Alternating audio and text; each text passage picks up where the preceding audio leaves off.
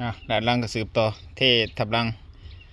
นะมือนี้ที่ว่ากอนี่ก็ก่อยกอไปน้ำทีละหน่อย80%แหละโครงการนี้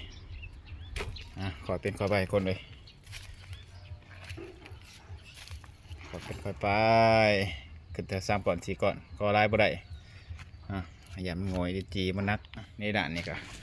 คือกันทุกคนเลยขึ้นเทอละ3-4ก่อนแล้วเขาก็หยุดก่อนเนาะมือเอาอีกหมอสีแดงแล้วนี่ก็เลยหมอเส้นพ้นเห็นหมากเลย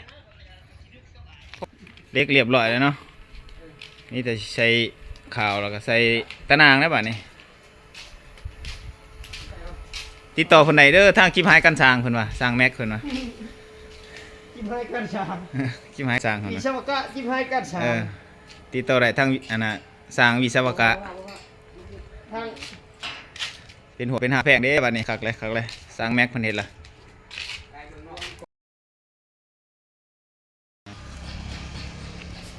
ด้านหน้าจะเป็นกระแพงใหม่เนาะทุกคน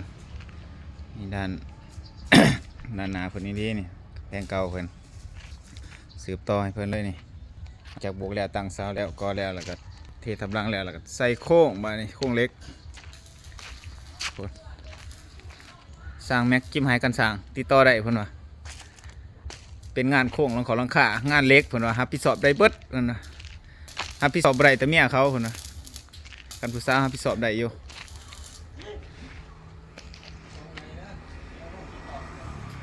สร้างวิศวกะ